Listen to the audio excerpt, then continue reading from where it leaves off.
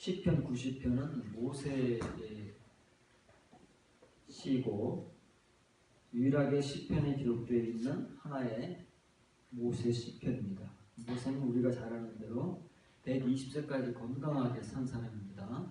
눈도 우리같이 노안도 안 들고 아주 말짱하게 건강했음에도 불구하고 하나님께서 가나안 입성 직전에 모압 평지에서 죽이실 수밖에 없었던 그 모세인데, 그 모세는 자기가 120년을 살았는데 시편 90편 10절에서는 우리의 연수라는 건 이제 그 당시 모세와 함께 생활하던 이스라엘 백성들이죠. 이스라엘 백성들은 아마 모세같이 오래 살지 못했나 봅니다. 보통 70세면은 이제 세상을 떠나든지 오래 살아야 80살까지 정도 살았던 모양이에요. 평균적으로 그렇다는 얘기예요. 모세나 갈렙까지는 특별한 경우가 있긴 하겠지만, 이제 이렇게 70년, 80년을 살아도 지금 우리가 이제 100세 시대에 접어들었다고 하지 않습니까? 100세를 산다고 할지라도 그런 연수의 자랑은 수고와 슬픔뿐이다. 진실로 신속히 가니 우리가 날아가리라. 세월의 빠름을 상징하는 말 아닙니까? 쏜살같이 지나간다. 그래서 연수의 자랑, 그 말이 라하밤이라는 말이에요. 이 밤이라는 말은 연수들 70, 80, 70이요 한가로는 80인 그것들 말이에요. 그 연수들의 자랑, 장수가 있다, 누가 뭐 얼마나 살았다, 무드셀라가 969살치 인류 역사상 가장 장수한 인물이다. 우리가 그런 걸 암송을 하고 있지만 그런 연수의 자랑이 뭐냐 그거죠. 그건 이제 고통과 슬픔이 아니라 아벤이라는 말은 헛됨이에요. 헛됨. 70, 80이 아니라 120, 200, 300, 400, 500, 969세를 살아도 이런 횟수의 자랑은 무익하다 그 말이에요. 거기에는 아무런 의미가 없다 그 말이에요. 그 속에서 이제 이 연수들 가운데 그 사람이 하나님과 더불어 어떤 삶을 살았느냐의 내용이 없으면 그 횟수들은 정말 고통과 헛됨뿐이다 그 말이에요. 그래서 오늘은 이 고통, 마알이라는 말을 우리가 한번 살펴보면서 이 마알이라는 고통이라고 모세가 표현하는 우리 인생의 이런 시간들이, 연수들이 고통이라고 표현하는 이 말들이 성경에서 어떻게 사용되고 있는지를 살펴보겠습니다.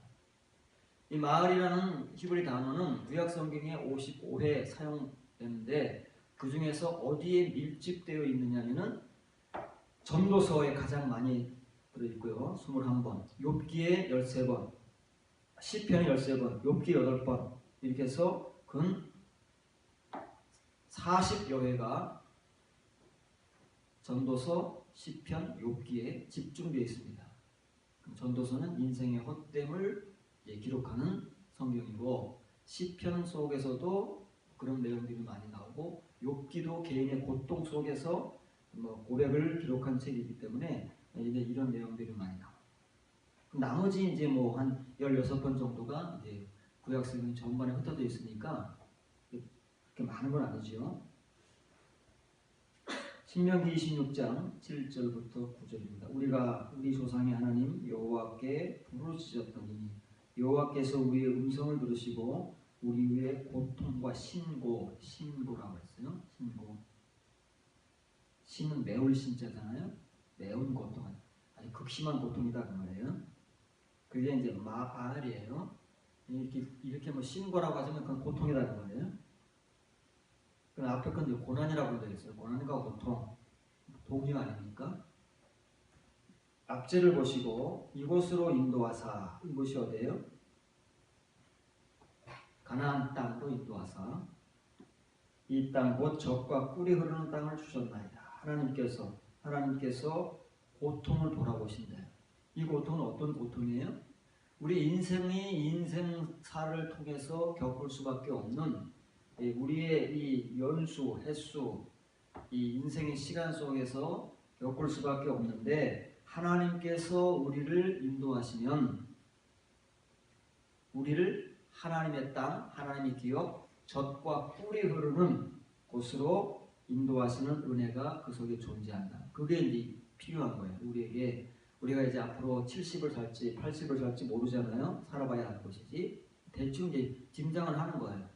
지금 건강하면 한 80까지 살 것 같고 지금 좀 건강이 좀 딸리면 그 전에 좀 부르심을 받을 것 같고 더 건강한 사람은 100대 시대에 100세까지 살 것 같고 그런데 문제는 뭐냐면 우리가 그런 인생 속에서 이러한 하나님의 은혜를 받고 사느냐 그 은혜 가운데 하나님과 동행하며 교통하느냐 이런 시간들이 중요하다는 것을 우리가 이 고통, 우리 인생사의 고통 속에서 배우지 않으면 안 된다 그 말이에요.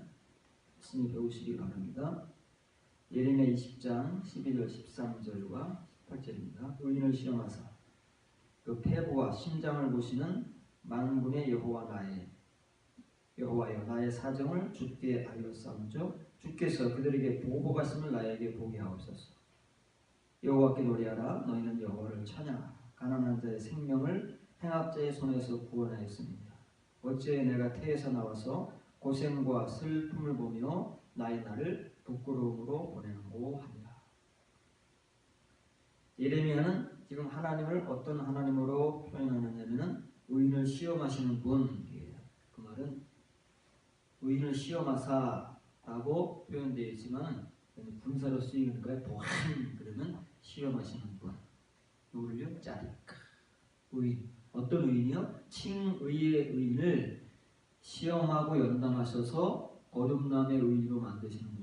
근데 그 시간들이 녹록지가 않다고 말이에요. 뒤에 나오겠지만 바로 이제 여러분에게 펼쳐놓으라고 하는 시편 73편에서 우리가 좀 이렇게 자세히 살펴보겠지만 이 여호와는 의인을 시험하시는 분인데 연단하시는 분인데 이게 말이지요. 당사자에게는 녹록지가 않다고 말이에요. 우리가 남의 일로 읽으면 아주 간단해요. 아 여호와는 의인을 시험하시는 분, 연단하시는 분. 그런데 그게 딱 내 일이 돼버리면 이게 좀 만만치가 않을 거거든요. 그 시간이 정말 더디고 그 시련이 너무 어렵고 힘들고 그럴 수 있다고 말이에요. 그러니까 남의 일은 우리가 별거 아니잖아요. 남이 무슨 뭐 어려움을 당했네, 남이 사고를 당했네, 남이 어쩌다가 죽었네. 그러면 우리 일이 아니니까 아 그래? 그러면서 뭐 잠깐 놀랄 수 있지만은 그런데 우리가 우리의 가족들이 그런 일을 당하거나 내 자신이 그런 일을 당하면 상황이 달라지잖아요. 하나님의 말씀도 그런 거예요. 다른 사람에게 관계될 말씀이 나에게 무슨 그렇게 크게 와닿겠습니까? 예레미야가 고백합니다. 아, 그 예레미야 말이잖아. 예레미야가 그때 그렇게 했대. 하나님이 예레미야를 이렇게 연단하셨대. 하나님의 백성들 칭의의 의롭다 하심을 받은 사람들을 그렇게 연단하셨대. 아브라함이 80여 세에 의롭다함을 받았는데 그때부터 99세 때까지 연단하셨대. 그러면 그랬대? 아브라함 그렇게 하셨대? 예레미야 그렇게 돼? 그럼 뭐 우리하고 뭐 관계가 있겠습니까? 근데 문제는 지금 내가 만일 예레미야가 고백하듯 이런 환경 가운데 있다면 이건 달라지는 거예요, 문제가. 왜냐면 나의 직접적인 일이 되기 때문에 이 성경 구절이 그냥 읽고 지나갈 수 있는 말이 아니에요. 왜냐면 이건 내 말이니까. 나의 현실이고 나에게 살아있는 말씀으로 다가오고 있기 때문에 이건 굉장히 강력한 말씀이 되는 거예요. 그런데 이 의인을 시험하시는 여호와는 또 어떤 여호와이시냐면은 그 폐부와 심장을 보시는 분이시래요. 폐부와 심장을 봐서 뭐 할까요?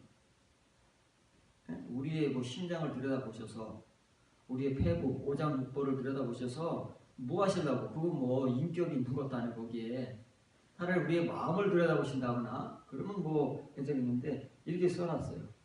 그러면서 예레미야는 왜 허구한 많은 말들 가운데 이 폐부라는 말 여러분이 빨간 글씨로 소개해 줬습니다. 빨간 글씨로 소개해 줬어요. 이건 이유가 있는 거야. 이게 이제 헬라이엇 말이 헬라이엇 복수형이지요. 이게 콩팥이라는 말이에요. 우리 몸에 있는 신장. 원래 신장인데 왜 콩팥이라고 하냐면 모양이 콩이나 팥을 닮아서 콩팥이라고 한답니다.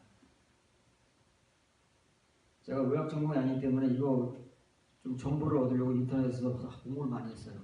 신장에 대해서 공부를 많이 했습니다. 신장이 굉장히 중요하더라고요. 여러분 이제 손을 갖다가 여기 허리 쪽에 놓으면은 갈비뼈가 끝나는 부분 있잖아요. 그리고 여기 골반뼈가 잡히죠. 그 사이 쑥 들어가는 부분. 여기 양쪽에 신장이 있는데 앞쪽에 있는 게 아니라 뒤쪽에 있다. 신장이. 등 쪽에 붙어 있대. 두 개가 똑같이 대칭을 이루면서. 근데 우리가 뭐 간암 그러면 간에 이상이 생긴 거잖아요. 심장병 그러면 심장에 이상이 생긴 거고 그러잖아요. 또 뭐 위염 또는 뭐 위암 그러면 위에 문제가 생긴 거잖아요. 그러면 이제 그것만 손보면 되는 거예요. 물론 이제 암세포가 퍼지면 문제가 되겠죠. 근데 이 신장은요, 이 신장 때문에 여러 가지 병들이 생긴답니다. 신장의 역할이 뭐냐면 콩팥의 역할이 공부를 했어요. 우리 혈액 피가 돌잖아요. 심장에서 피가 나와가지고 몸 전체를 돌아다니는데 그 혈액 속에 있는 노폐물을 걸러가지고 이제 방광으로 보내면 그 방광에 이게 소변을 모았다가 배출합니다. 배설한답니다. 그 혈액 속에 있는 노폐물을 걸러주는 거예요. 그런데 그게 소변인데 대변은 배설이 아니래. 그런데 음식물 찌꺼기 되면 배출이랍니다. 그건 이제 신장의 역할과 아무 관계가 없대. 신장은 굉장히 중요하대. 왜 그러냐면 피 속에 있는 노폐물을 걸러주지 않으면 뭐 걸려요? 신장이 그 역할을 안 해주면요. 그래서 생겨나는 게 신부전증이야. 신부전증은 신장이 제 역할을 못할 때 우리 속에 어떤 이상현상이 발생하는데 그걸 일컬어서 신부전증이래. 이 신장은 심장과 굉장히 밀집해서 심장에서 제공하는 피의 한 20에서 25%를 이 신장이 받아서 다시 걸러주고 그런 역할을 한대요. 그럼 왜 신장이 피 속에 있는 이 노폐물을 걸러주는 역할을 하느냐? 그리고 그게 무슨 의미가 있느냐? 하면요, 이거 보통 의미가 아닌 거예요. 이건 우리의 의학이 밝혀내지 못한 이를 성경이 하나님께서 우리에게 말씀해 주시는 거예요. 우리는 예로부터 도대체 인간이 이렇게 살아 숨지는데 인간의 생명의 근원이 뭐냐? 숨에 있느냐? 코 입을 막아버리면 죽으니까. 숨에 있느냐? 아니면 목숨에 있느냐? 어디에 있느냐 굉장히 이제 의문을 야기시키고 그랬는데 레위기 11장 11절에 보면은 육체의 생명은 피에 있다고 그랬어요. 사람을 하나님 만드셨으니까 하나님 제일 잘 알잖아요. 우리의 생명의 근본은 피에 있는 거예요. 그 피가 잘못되면 죽어요. 그래서 이 신장이 제 역할을 하지 못하면 심장병이 그 50% 이상 관련됩니다. 신장과 심장은 직결되는 거예요. 그래서 이 켈리엇이라는 단어가 구약성경에 31번 히브리어로 사용되거든요. 그런데 출애굽기 레위기에서 콩팥이라는 단어가 한글로 번역돼서 나오는데 그게 이제 17번 나옵니다. 17번 나오는데 출애굽기가 레위기 16번이 쓰이고 이사야서에 한 번 쓰입니다. 그러니까 콩팥이라고 한글 성경에 번역된 켈리옷은 다 출애굽기 2번, 레위기 15번 이렇게 쓰이는 거예요. 나머지에서는 안 써요. 이사야서 한 번 쓰이고. 그러면 이게 31번 쓰인다 그랬잖아요. 그러면 14번은 어디 있느냐? 그러면 이게 구약 성경에서 신장 혹은 양심이라는 말로 쓰이는 거예요.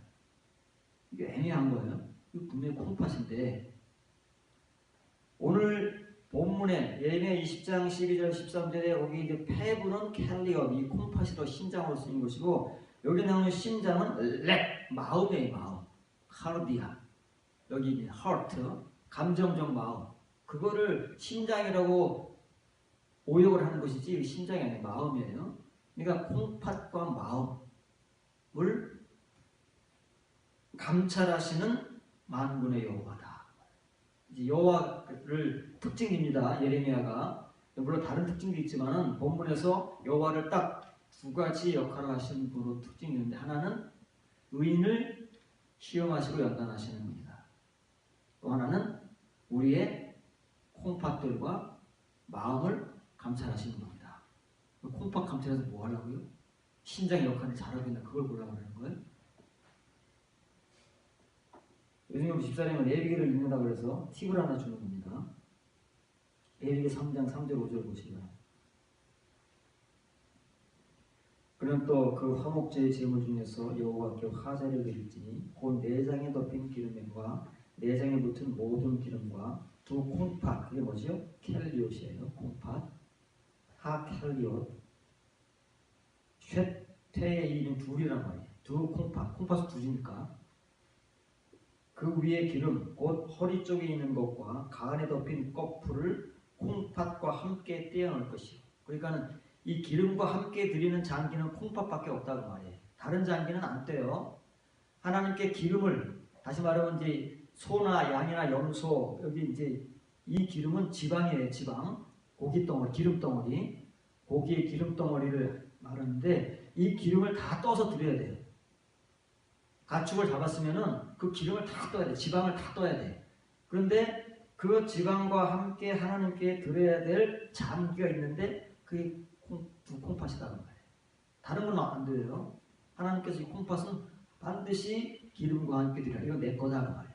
이 여호와 거래요. 근데 이걸 어떻게 드리냐면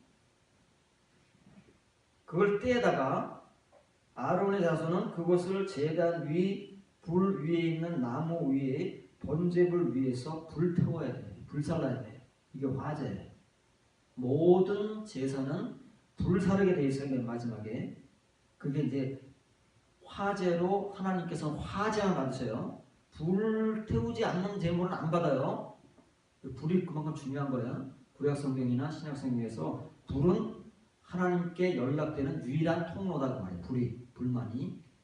그래서 불율법, 불말씀, 불성령, 불시험 그게 다 관계되는 거예요. 이 화제만이 여호와께 향기로운 냄새로 연락된다는 말이에요. 그럼 왜 태우라 그래요? 왜 불로 태워야 됩니까? 불로 싹 태우면 뭐가 남죠? 죄가 남잖아요. 죄. 데센이라는 말이에요. 데센. 이걸 어디로 가져가고요? 바깥 거룩한 곳에 가서 그 거룩한 장소에다가 버리는 거예요. 죄가 중요한 거예요. 하나님 앞에 죄가 되는 건 뭐예요? 이 기름과 콩팥이라는 말이에요. 그 하나님께서 무슨 소나 양과 염소 콩팥이 그렇게 중요한가? 사람의 콩팥도 그게 우리가 중요해. 죽은 시체에 뭐 콩팥 중요합니까? 중요하게 여기지 않는데 하나님께서는 유독 하나님의 율법을 제사법을 이스라엘 백성들에게 제정해 주시면서 나에게 제물을 드릴 때 뭐 화목제든 화목제든 또는 뭐 번제든 또 뭐 소제든 또 무슨 뭐 속죄제든 속건제든 모든 제사를 제물로 드릴 때에는 일단 가축을 죽여서 각을 뜨잖아요. 속에 있는 그 내장들을 다 빼잖아요. 근데 다른 내장들은 상관하지 않으시고 그 속에 있는 그 짐승 가축의 지방과 두 콩팥을 모든 번제로 위에다가 올려놓고 태워라고 말해요. 불로 태워야 하나님께서 연락하신다. 그것만이 하나님께 향기로운 제사다, 냄새다 이렇게 하신다고 말이에요. 그럼 왜 하나님께서 이렇게 콩팥을 중요하게 여기시느냐면은 이 콩팥이 심장이고 이 심장은 양심이기 때문이에요. 뭐가요? 뭐 가축에 무슨 양심이 있습니까? 가축의 심장이 뭐 중요하겠습니까? 이 제사의 제물로 드리는 가축은 가축이 아니잖아요. 이것은 결국은 누구를 상징하는 거예요? 예수 그리스도를 상징하는 것이고 우리를 상징하는 거예요. 그래서 예수 그리스도가 우리의 화목제물이 되셔서 한 단순간에 십자가에 영원한 화목제물로 바쳐진 것처럼 예수님이 뭐예요? 말 그대로 예수님의 심장과 그 양심이 하나님께 바쳐진 거예요. 불로 태워진 거예요. 그러면 우리가 예수 그리스도의 십자가에 동참한다는 것은 역시 우리의 심장, 우리의 양심이 불태워진 그 양심, 불로 하나님 앞에 연락될 수 있는 심장과 양심을 가진 존재만이 하나님께서 받으시고 하나님과 교통하고 하나님 앞에 생명이 있다. 그거를 통해 이 콩팥을 통해서 보여주시는 거예요. 아무것도 아닌 것 같지만 에릭이는 굉장한 그 제사법에는 이런 영적 의미가 담겨져 있어요. 우리는 이해하지 못하는, 유대인들조차도 이해 못하는데 우리 이방인들이 이 제사법을 어떻게 이해하겠습니까?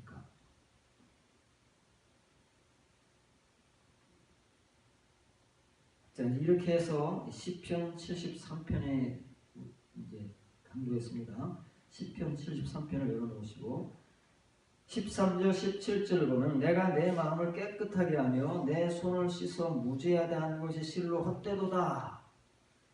나는 종일 재난을 당하며 아침마다 징벌을 받았도다. 내가 어쩌면 이를 알까 하여 생각한즉 그것이 내게 심한 고통이 되었더니 하나님의 성소에 들어갈 때야 그들의 종말을 내가 깨달았다.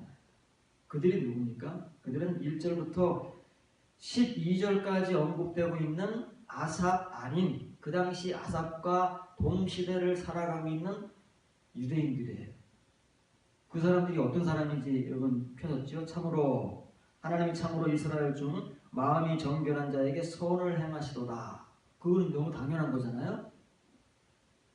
마음이 정결한 자, 어둠난 자에게 선을 행하시는 것을 뭐 성경은 누누이 말하고 있으니까. 근데 그런데 반전되는 거예요. 그런데 나는 거의 넘어질 뻔하였고 나의 걸음이 미끄러질 뻔하였다. 아삽의 하나님은 이 정결한 자에게, 마음이 정결한 자에게 선을 행하시는 하나님인데, 근데 나는 그것 때문에 놀라자빠질 뻔했다고 말해. 왜 그것 때문에 놀라자빠져요? 하나님은 당연히 이런 하나님으로 알고 계셨는데 3절 보니까 이는 그 이유가 나오는 거예요. 내가 악인의 형통을 보고 오만한 자를 질투하여.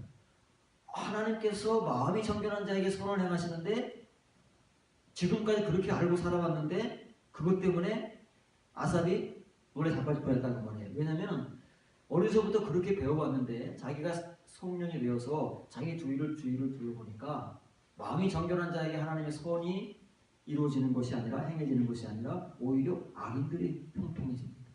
뒤를 돌아보니까 이 악인들이 누구예요? 다 유대인들이잖아요.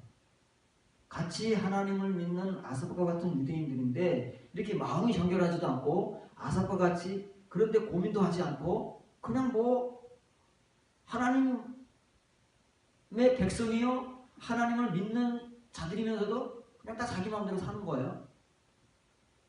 그걸 악이라고 한다고 그랬잖아요. 뭐 악한 일을 저질러서도 악이지만은 그게 악이다 그 말이에요. 그러니까 이 아삽이 기가 막히는 거예요. 아니 도대체 왜 저렇게 말이지 막 사는 사람들이 저렇게 형통하게 할 수가 있어? 혹은 거기서 막 불이 막 생기는 거야. 질투와 시기가 막 생기는 거야. 어쩜 저럴 수 있어? 나는 이렇게 안 되는데 하고 막 마음이 막 이렇게 동했다는 말이에요. 사실 보니까 그들은 죽을 때에도 고통이 없고 그림이 강간하고 얼마나 잘 죽어요? 온갖 좋은 거 다 먹어서 더 오래 살고 잘 죽는다는 말이에요. 오히려 하나님을 열심히 믿는다고 믿는데 잘 살지도 못하고 죽을 때도 또 고통스럽게 죽을 수도 있다는 말이에요. 아삽이 지금 현실적으로 목격하는 그 당시 자기를 비롯한 같은 하나님을 믿는 유대인들의 현실을 자기가 목도하면서 하나님 앞에 이럴 수가 있습니까 하나님하고 막 그 엄청 고민하고 갈등했던 이제 과거를 이제 반추하는 거예요. 지금 그렇다는 게 아니라 이 아삽은 이제 과거에 자기가 이런 일을 겪었고 그런 고민을 했고 막 그런 사람들에 대해서 이해를 하지 못했고 막 질투와 시기심이 강해서 하나님을 오해했는데 그 자기가 그럴 수밖에 없었던 그때 현실을 우리에게 이해시켜주고 이런 고민과 갈등을 어떻게 하면 깨닫고 하나님 앞에서 이런 데 흔들리지 않고 그럼에도 불구하고 믿음을 가지고 살아갈 것이냐는 것을 우리에게 고백적 보여주는 시편이 아사대 시편 73편이라고 말이에요. 5절에 보니까 사람들이 당하는 고난이 그들에게는 없고 사람들이 당하는 재앙도 그들에게 없다. 사람들이 고난과 재앙을 당하는데 이 사람들은 그런 것도 없다고 말이에요. 응? 어떤 사람들이요? 이게 이제 악인이라고 하지만 이게 샤림이에요. 샤림. 불의한 자들. 야샤리의 반대말.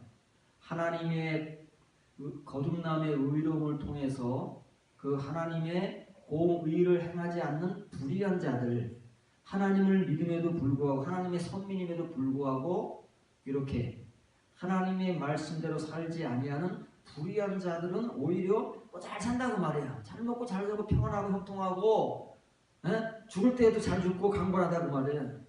이럴 수가 있느냐? 아삽은 그때 과거에 이렇게 고민했다고 말해요. 우리가 고민한 것처럼 어느 누군들 이게 고민하지 않겠어요? 예레미야도 고민하고 다 이런 고민을 했어요. 한두 번쯤은.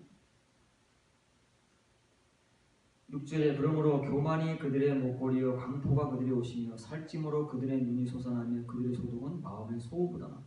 그러니 이 사람들이 뭐 이렇게 살아도 잘 되니까 뭐가 무섭겠어요. 그래야 교만이 하나님을 찌르는 거예요. 하나님 믿는 거? 그럼 아니 당신들 하나님 잘 믿는데 뭐 우리보다 뭐 나은 게 뭐 있어? 라고 현실적으로 들이대니까 할 말이 없다고 말해. 코가 석자에 쭉 빠지는 거예요. 그래서 그 사람들은 잘 먹고 잘 살으니까 아주 그냥 이 얼굴에 살이 뮤직뮤직 쳐가지고 눈이 솟아날 만큼 살을 찐다고 말해.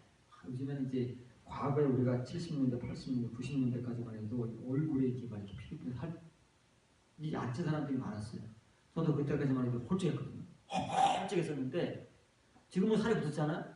왜냐면 요즘 그래도 뭐 우리가 뭐 넉넉하게 못 살아도 먹을 건 먹는다고 말이에요. 웬만큼 먹으니까 요즘은 사람들이 얼굴에 살이 붙어요.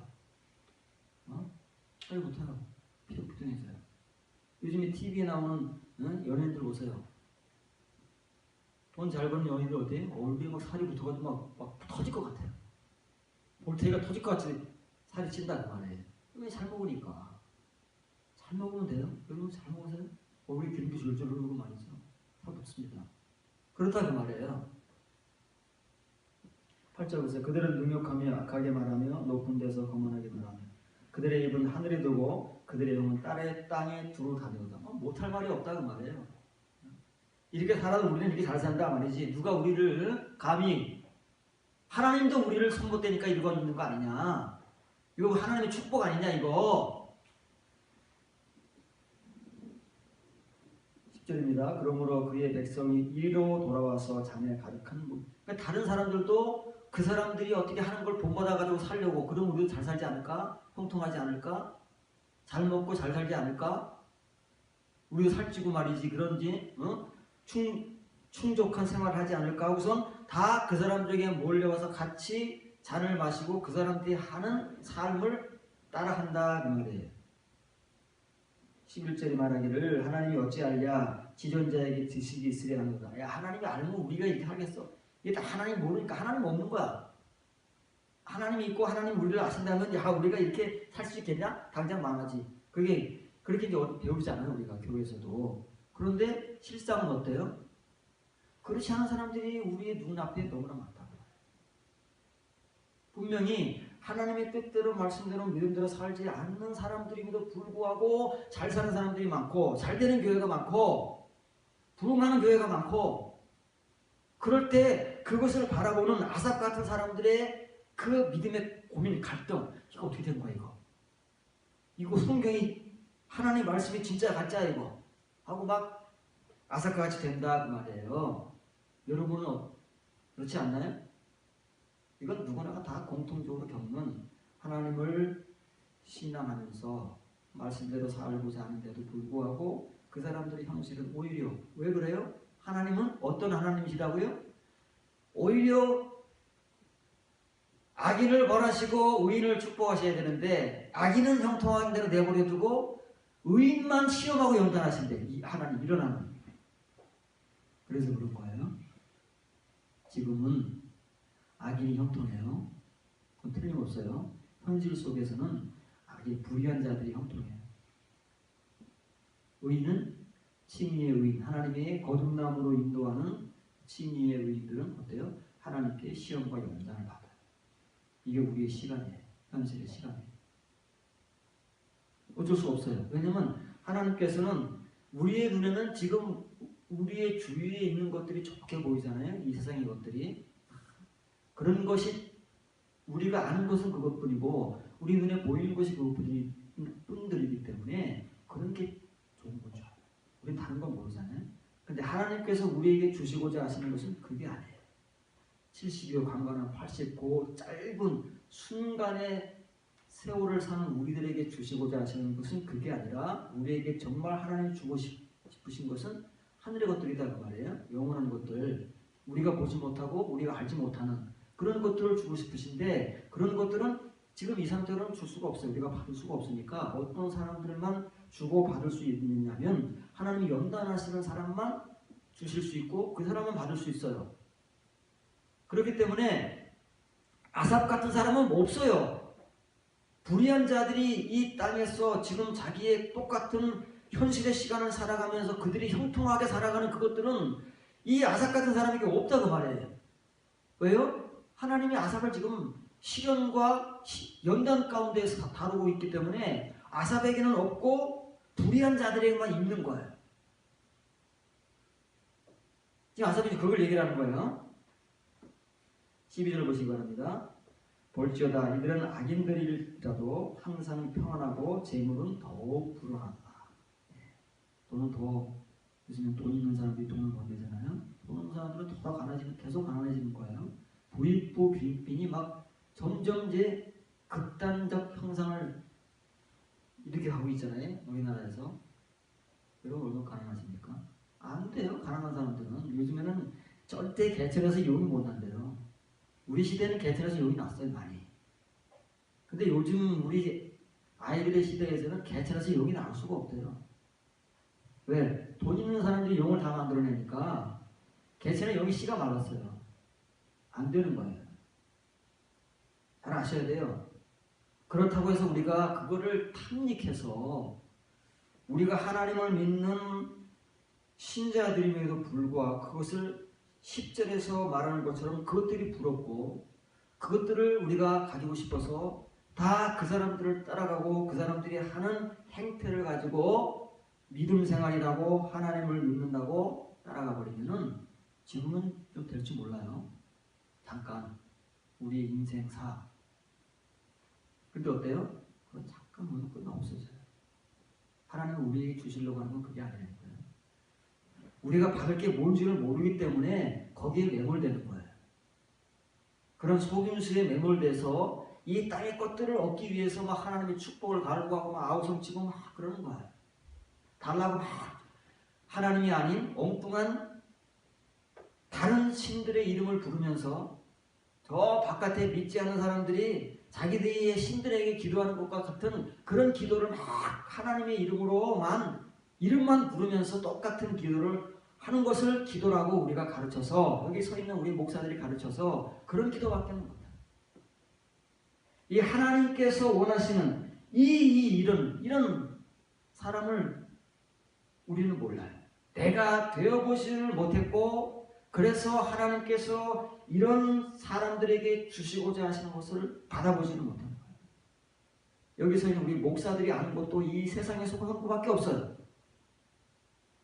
그래서 여기서 있는 우리부터가 먼저 큰 교회당을 세우려고 하고 많은 교인들을 끌어모으려고 하고 그런 데는 수단 방법을 안 버리는 거예요.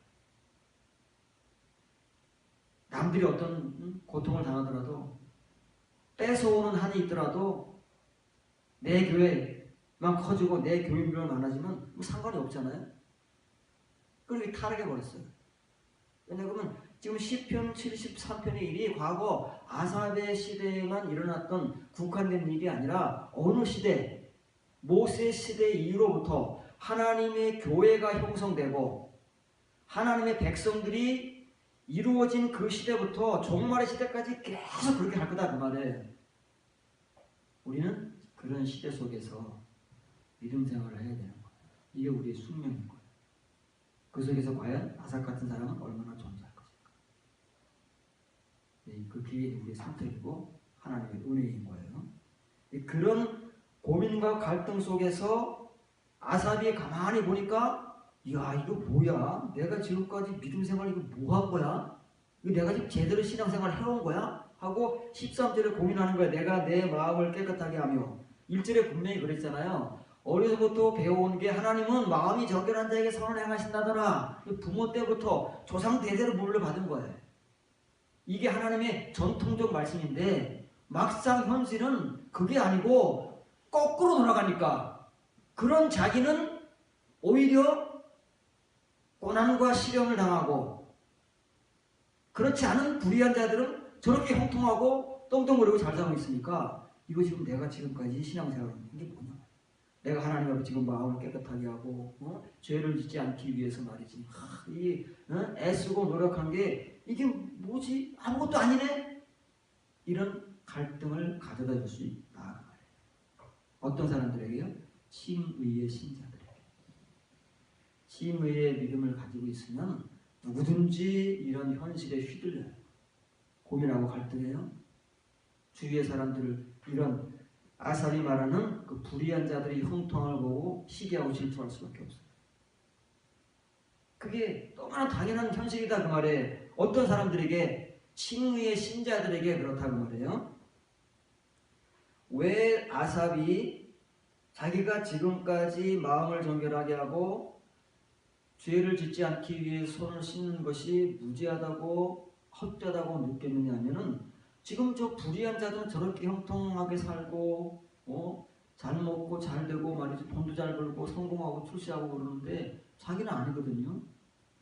자기는 어떻게 했다고요? 14절에 보니까 나는 종일 재난을 당하며 아침마다 징벌을 받았다. 이거 뭐 내가 뭐 죽일 놈인가? 아삽이 여기 이제 확 실족해버린 거예요. 이게 실족이잖아요. 예수님은 말씀하셨잖아요. 나로 말미암아 실족하지 않는 자는 복이 있다.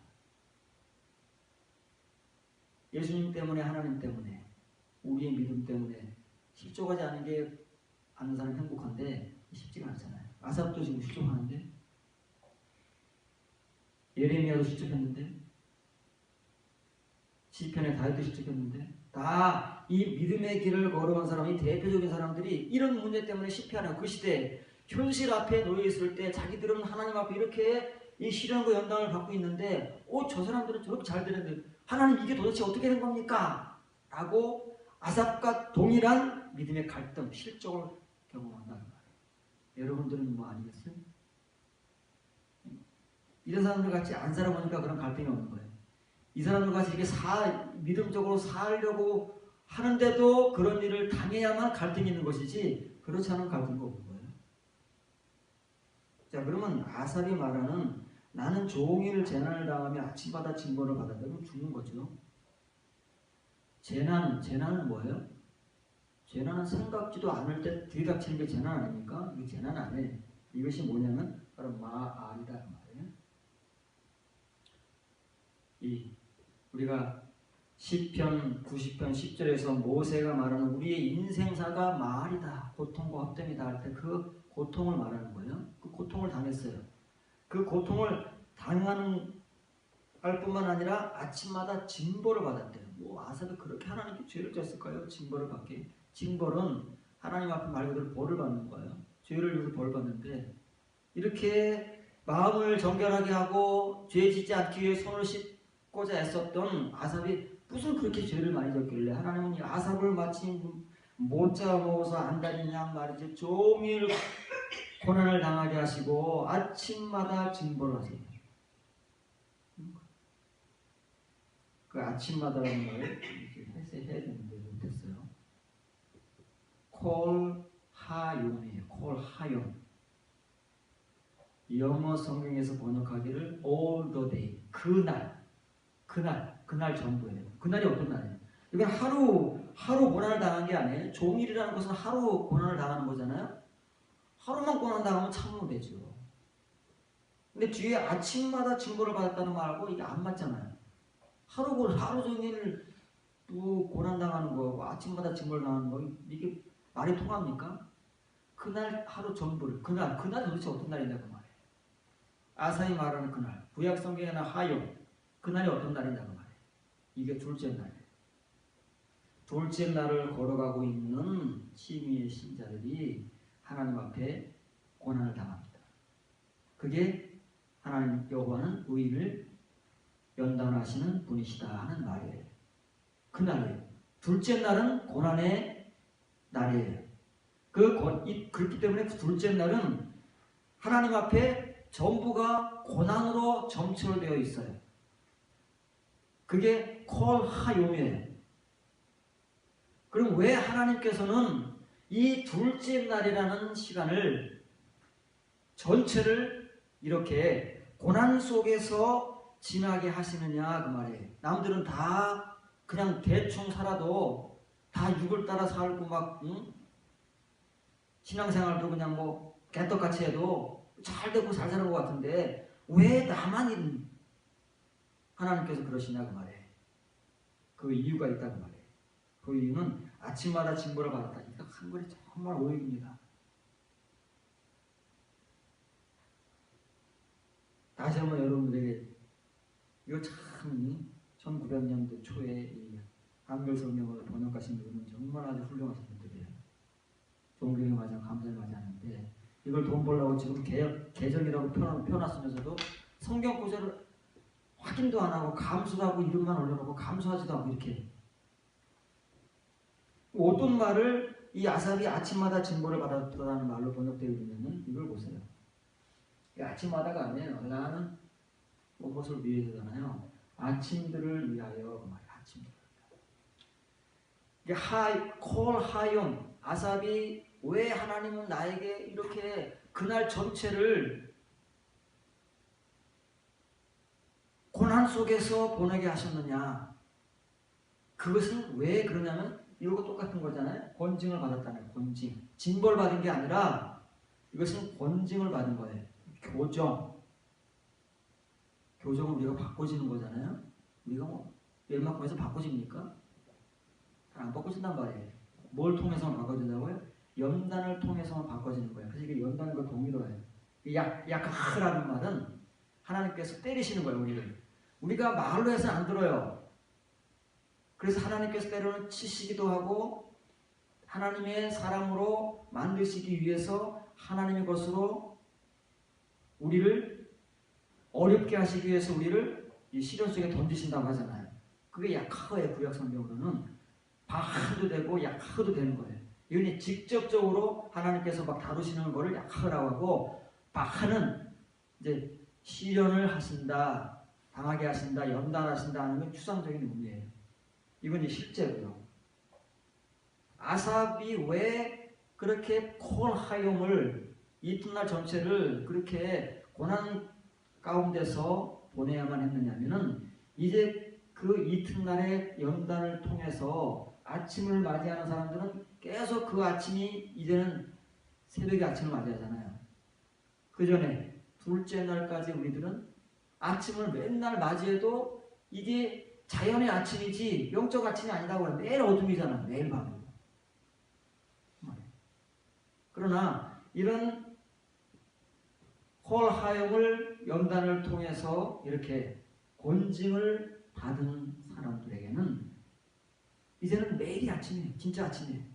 자연적 아침만이 아니고 영적 아침으로 맞이하고 그렇게 살게 하시기 위해서 하는 것이지 하나님의 아삽이 그냥 미워서도 아니고 잘못 신앙생활을 해서도 아니고 아삽에게 억하신 적이 있어요. 그럽니다. 오히려 이것이 하나님의 축복이다. 아삽이 우리는 그때는 몰라요. 아삽같이 하나님 원망한다고 말이에요. 왜 나만? 왜 내가 이렇게 힘들게 하나님을 믿어야 됩니까? 다 이렇게 편하게 믿는 사람들도 많고 오히려 그런 사람들 다 잘 되는데 왜 나만 이렇게 힘들고 나만 이렇게 어렵게 믿어야 됩니까 하나님? 내가 뭐가 잘못됐습니까? 내가 신앙생활을 이렇게 하는데 하나님께 헛된 겁니까? 라고 이런 아삽과 동일한 의문을 가지고 원망하기도 하고 불평합니다. 언제요? 친위의 은혜 때는 그런다고 말해요. 아삽이 좀 고백을 했어요. 그런데 이제 이런 고민과 갈등 현실을 아삽은 그러면 도대체 어떻게 해서 해결했을까? 또 언제 해결했을까? 또 그 다음에는 그러면은 이런 갈등과 고민을 겪지 않았을까? 상황이 바뀌었을까? 뭐 이런 여러 가지가 복합적으로 막 의문으로 던져지잖아요. 그것들을 보시기 바랍니다.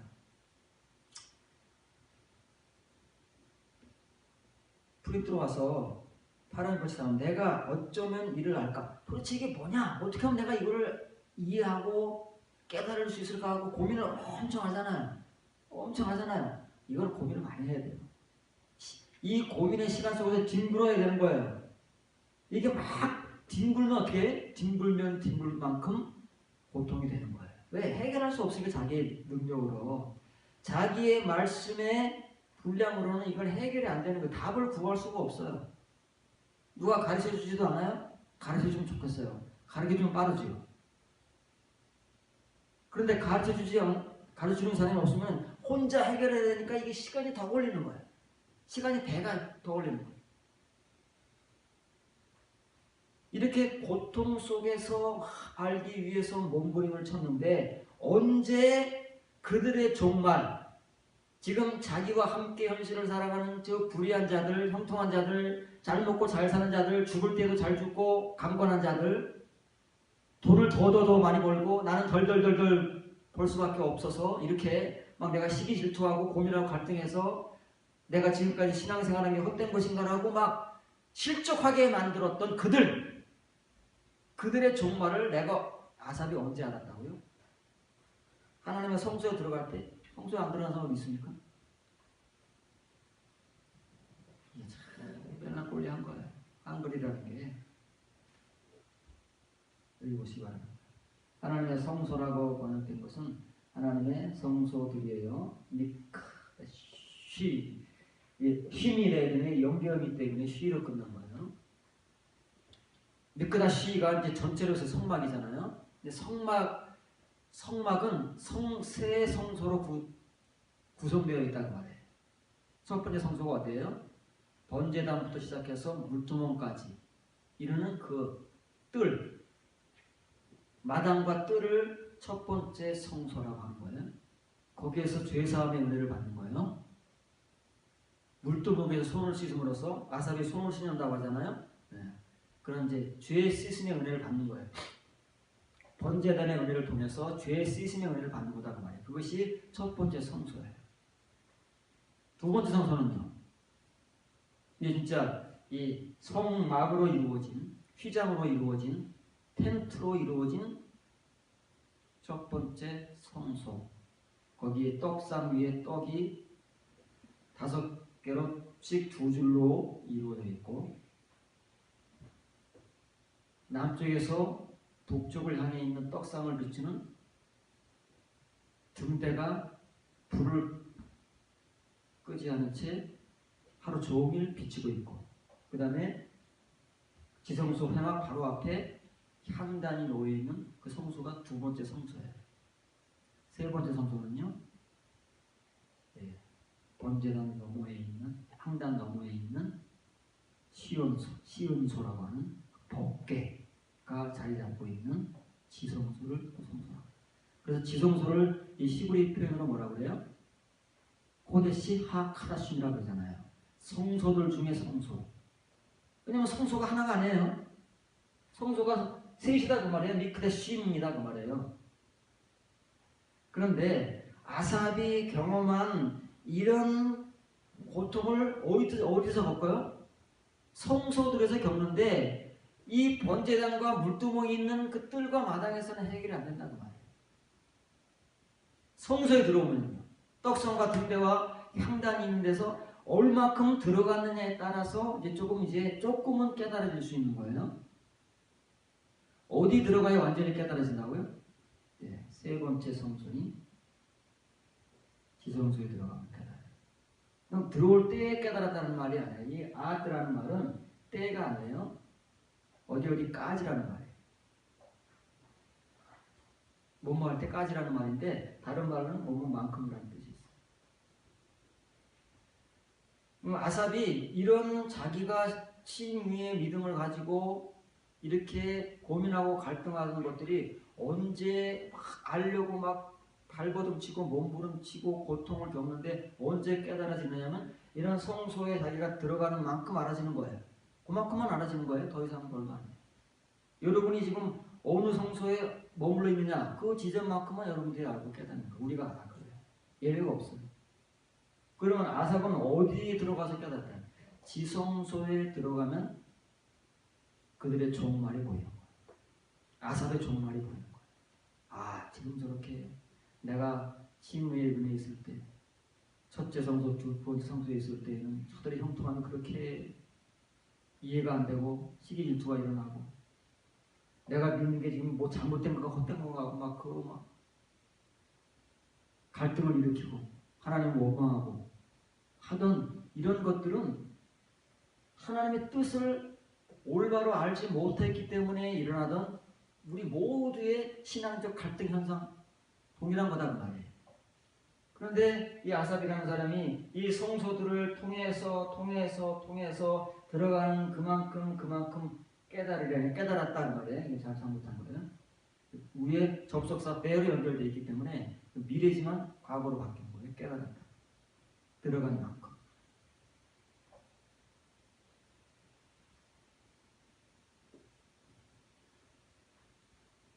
이제 아삽과 그의 동시대 유대인들에게 종말이 있겠죠. 이미 그 사람들은 종말을 맞았겠죠. 그렇죠. 맞았을 거예요. 그러면 어떻게 됐겠습니까? 지금 아삽의 칭의의 은혜에서 자기 주위를 바라볼 때는 와, 저 사람들 그렇게 막 부러워하고 시기 질투하던 부러워하지는 않았겠지만 그런 사람들의 종말이 어떻게 됐겠어요? 정말 아삽이 고백한 대로 죽을 때도 강건하고 아무 일 없이 건강하게 눈으로는 그렇게 죽었을 거예요. 하나님 앞에서 어떻게 됐을까요? 그 종말이 계속 그렇게 됐을까요? 네, 종말은 역전되는 거예요.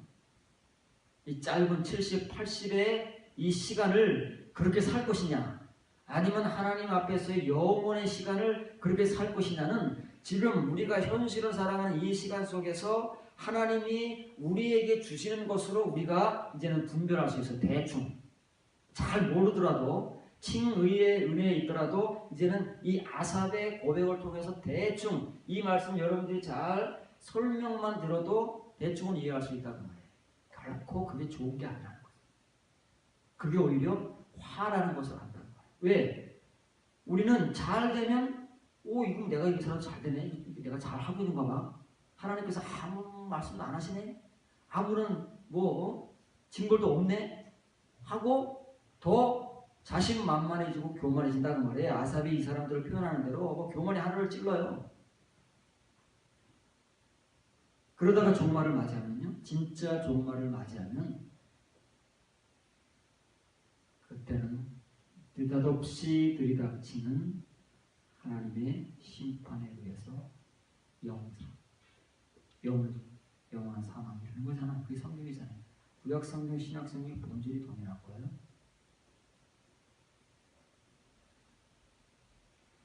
이것이 아삽이 우리에게 이 모세가 말하는 우리 인생사를 통해서 우리가 겪어야 하는 그 고통, 마알이라고 하는 말씀을 통해서 우리에게 전해주는 복음이에요. 복음. 우리의 인생이라는 것은 어차피 70이고 강건하면 80인데 그 연수들이 자랑거리가 아니다 그 말이에요. 왜냐하면 그 연수들의 시간들이라는 것은 우리가 그 살아가는 인생사라고 하는 것은 다 이 고통과 헛됨이기 때문에 지나가면 남을 게 없는 거예요. 그러나 이런 똑같은 고통과 고난이지만 하나님의 손에 의해서 당해지면 그것이 뭐냐면 그것이 의인을 연단하시는 하나님의 연단이 되는 것이고 아삽이 그때는 자기가 이해하지 못하고 감당할 수 없을 만큼의 어려움이었지만 그래서 이런 고백들을 했지만 성소를 향해서 깊이 들어가면 들어갈수록 깨달아져서 드디어 지성소의 성도가 됨으로써 깨닫게 된 그들의 종말과 자기 자신의 종말을 알게 되잖아요. 진짜 종말. 깨닫게 되니까 어때? 상황이 확 달라지는 거죠. 달라지는 거예요. 15절 보시면 내가 만일 스스로 이르기를 내가 그들처럼 말하리라 하였더라면 나는 주의 아들들의 세대에 대하여 악행을 행하였습니다. 주의 아들들의 세대가 뭐예요? 지성소의 세대예요. 지성소 하나님의 아들 그러면은 지성소의 성도들을 아들이라고 하는 거예요. 자녀 그러면 아주 어린 아이들이에요. 지금 이제 칭의의 길을 걷고 있는 사람들을 성경에서 하나님의 자녀라고 하고 어린아이라고 하고 하나님의 아들, 예수님은 하나님의 아들이라고 하잖아요. 장성한 아들이에요. 지성소의 성도들. 아삽이 만일 나도 그렇게 해야지 하고 그 사람들과 같은 말을 했다면, 이 은혜를 알기 전에 해버렸다면, 야 내가 이 은혜를 알고 보니까 이게 말이지 이 하나님의 아들들의 세대에 대해 내가 악을 행한 것입니다. 모를 때는 그런다는 거예요. 우리가 모를 때 한 말이나 행동일지라도 이렇게 성숙한 성도가 되어서 돌아보면 바울의 고백과 같이 하는 거예요. 내가 믿음이 어렸을 때는 다 말하고 행하는 것들이 너무 어린애. 그러잖아요. 우리가 다 그렇잖아요. 어른이 돼서 돌아볼 수 있는 것이지 계속 어린애 상태에 있으면 그것도 못 돌아보는 거예요. 아삽이나 바울과 같이 이런 은혜의 자리에 들어오니까 과거를 돌아보는 것이지, 그렇지 않으면 평생 우리가 뭘 하고 있는지 뭘 향해 나가야 될지도 모르는 채 그냥 어린아이의 상태에서 살다가 죽습니다. 고린도 교회를 가서.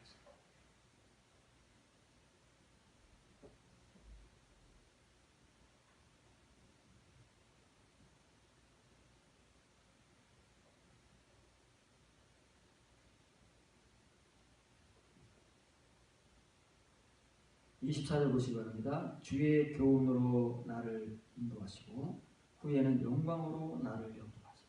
어떤 사람을요? 하나님의 아들된 지성소의 성도들은 하나님께서 계속 하나님의 말씀으로 인도하시고 영광으로 그 성도를 영도하신다고 말이에요. 착하고 충성된 종아,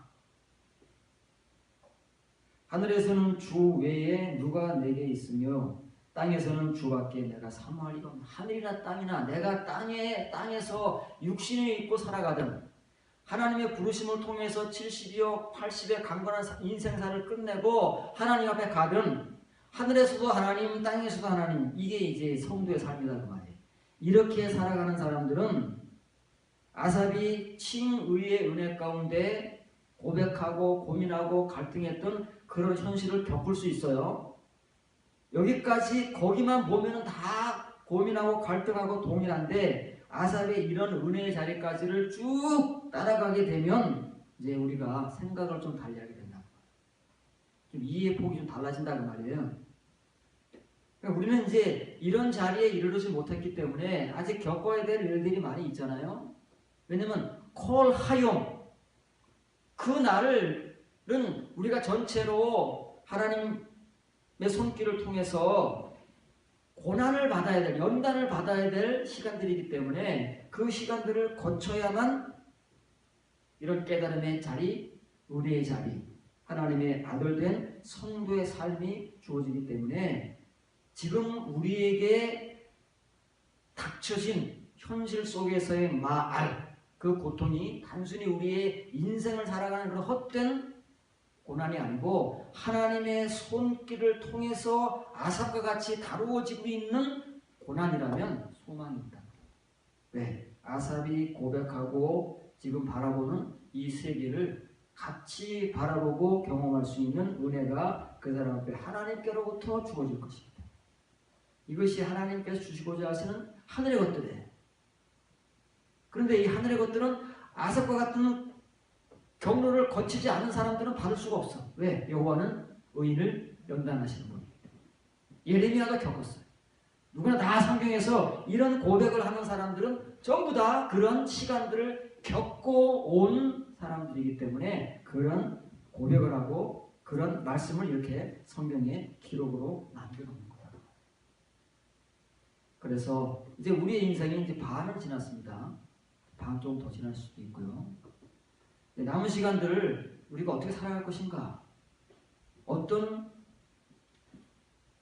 지점을 지향하면서 걸어갈 것인가는 이제 우리의 선택입니다. 우리의 선택이고 하나님의 은혜 속에서 하나님이 우리를 어떻게 취급하시는 데 달려 있는 거예요. 그래서 우리가 하나님께 대우받을 분량이 결정되는 거다 그 말이에요. 우리의 종말이 결정되는 거예요.